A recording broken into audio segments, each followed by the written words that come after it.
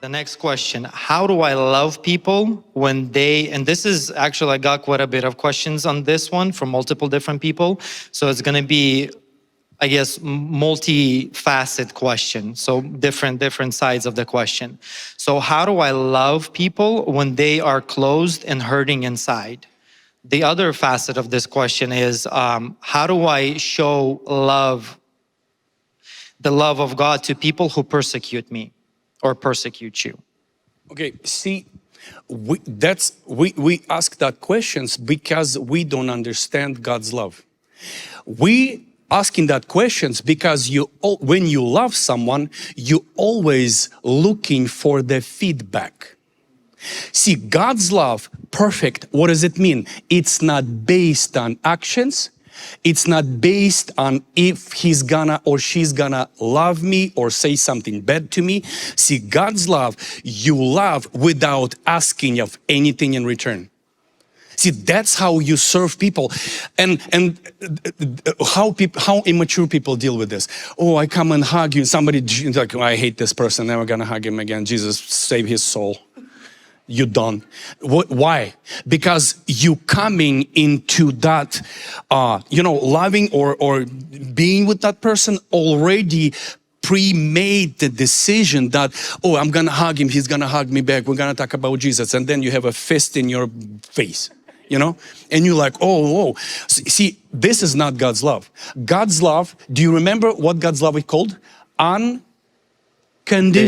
Yeah. Exactly. See, God's love, it's perfect. What is it, perfect love? Unconditional.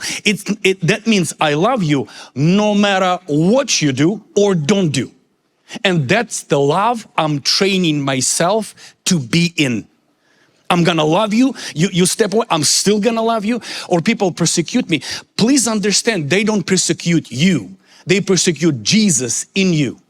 It's like, I think in Slavic nation, I'm one of the most hated ones. I should say, tell who you go to church and you're probably gonna get beaten, You made the blacklist for sure. Exactly, so I'm blacklisted. See, and we have to understand, they don't know me enough to hate me. Oh, you don't get it right now. That means they had something different, but not me. That means I never hit their car, I never poked their tires, I never steal anything from them. That means their hate is not based on me, but on something I do or I say. But what I do and say, I say about Jesus and I do his work in his kingdom. That means, give Jesus a hand, amen. Yeah, for sure. And soon as you understand their hate is not personal, you let go. You see what I mean? Soon as I understand that guy that wanna kill me right now, he doesn't wanna kill me. He just needs Jesus because he hates Jesus inside of me. He cannot stand that fire on the inside of me. And that's what he made me. And soon as God understand unto me and said, you have to love him unconditionally because he did not hate you. That's why Jesus on the cross, he said, forgive them for they not know what they are doing. They are moved right now by the devil. But they don't know what they're doing. So you need to forgive people, unconditionally love people and understand they don't persecute you and they don't attack you. Unless you did something personal to them, but mostly not. They hate God and fire of Jesus on the inside of you. And you need to understand, this is actually a compliment. When they hate not your actions, but they hate you for doing kingdom's work, that means this is actually great honor. Bible said, honorable those, great are those who have been persecuted for my name, Jesus said. So be happy. They hate you. You're on the right club. Yeah, 100%. That was so good. Yeah. So to add to that question, so the other facet of this question is like, there's outsiders and there's also family members. So if your siblings, your younger siblings are the ones that are, really testing you, and you don't know how to love them because they're super annoying and every morning they're there and stuff, This goes back to unconditional, When you understand God's love towards you, how much he loves you, it's like you don't expect nothing back from them. You just accept them for who they are with all of their little details, their annoying things, all, they know how to push your buttons. Yeah. You know that they know how to push the buttons and you just still love them. But like, Jesus, give me patience, give me, understanding, and you're there, like consistently keep on loving them. It's not going to be easy. A lot of times it's hard. But this is a very good point. Like I was thinking about an incident I had this week at work. I had some stuff my contractors did. And so the lady, and this happens actually quite a bit of times, I enter into a home, I start their project remodel, kitchens, bathrooms, or whatever. And you don't know a person until something happens. And then when things start surfacing from then you're like, aha, that's what lives in you, So I had a couple incidences that happened. And so the client just went off the rails, pretty much, in other words, started manifesting, and they don't even know what's happening because logically nobody can explain, like, why did you just blow up on not on the месте, like nothing pretty much happened, you just blow up, So you guys have to like be sensitive to identifying these things, like why is this happening? Like in a situation, if with your logic and your mind you can't explain it, a lot of times it's God in you and the presence that you carry on yourself. It will make the other demons around you manifest. They will start surfacing and start coming at you. So don't take it personally, like literally. Yeah, and I know a lot, it happens when we ask God to teach us to love.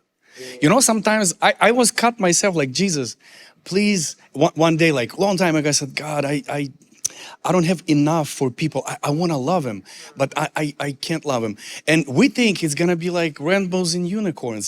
Right. Somebody just jump on you and you just give him love. No, if you ask for love, he send you that situation that will train you to love. Porcupines, yep. Exactly, yep. Definitely send porcupines your way. Yep, hug the porcupine, Yeah. It's not going to be easy, but that's, it's easy to love somebody when a person loves you back, but it's hard to love somebody that is persecuting you and is hating you. But that's what Jesus said. That you do exactly what Pharisees do. They love who they love, but he said, can you love somebody who hated you and persecute you? That's real love. But I think on the other side of it, it really reveals to you what you have on the inside of you, and if you can genuinely love people. Mm-hmm. If you can love people after they're persecuting you, then I think that's something real and genuine. That's really like God's love in you. Yeah. And God teach me, a long time ago, he teach me to detach myself from situation. What does it mean? Don't allow your emotions running the show. Yeah. You see, sometimes people like come and like do something to you. And God says, don't take that energy, because as soon as you suck that energy in, you will have to respond. Even if you respond to that person, you will hit the cat on the way out. You know what I mean? Yeah. So that negative energy, it needs to go somewhere. And Jesus told me, please learn to detach yourself. That means, do you know that we can look at ourselves in the third person? That means I can do something and then step away and say like, dang, this is so dumb, don't do it again. I'm talking to myself. This is weird, but this is how it works. And Jesus told me, if you can do that, you can teach yourself to, they do something to you, just disconnect from the feelings and just bless them. That's it. They're not attacking you, just bless them. It will take some time, but that's how we train. We'll learn to love. And I think this is the biggest lesson of all. I think we're here, guys, on planet. If you ask me what's the biggest lesson, I think this is the biggest lesson of all. Not to preach, not to teach, but to learn to love. Do you remember the main name of God? I am love. He is love. That means he's not, how should I say? People say like, oh, God doesn't like me. He cannot not like you, because love cannot not love. Let me explain it this way. Can your eye stop looking? You said, yeah, when I close the eye. When you close your lid, eye is still looking. It's just looking on the back of your eyelid. That means your eye cannot ever stop seeing. That means when God is love, he loves always and forever. If you understand what I'm talking about, guys. That means he cannot love you and then don't love you. Love is love always and forever. And you approach him as son that loved no matter what. And he will train you, he will teach you, he will forgive you. But come with a pure heart. Wow, yes. It is. That's the biggest thing I think of our mission and I think lessons for us to learn Yeah, out of this I think life. this is my lesson. This is my life lesson. Still learning to love. And soon as you think you love that level of people, whew, another one's coming. You know? But that's why there is 2 commandments. You know, God said, love your God and love your neighbor. You know, like in being in ministry, a lot of times it's hard to love people. But the way you are able to love people is because you spend time with Him. You are loved by Him, and your love, His love in you, and then it's actually possible. Because you on your own, out of your flesh, good luck. It's unreal to love people. It's, dude, no. You're just gonna smack them and walk away. Exactly. Yeah, Only so by the only grace if of God God. and you can love people. Yeah, I'm just being honest, you know. I mean, I know for people that's how it is. It's hard. It's unreal, you know, because people are so different, and they have their own moments. Everybody has their own moments. Oh, yeah.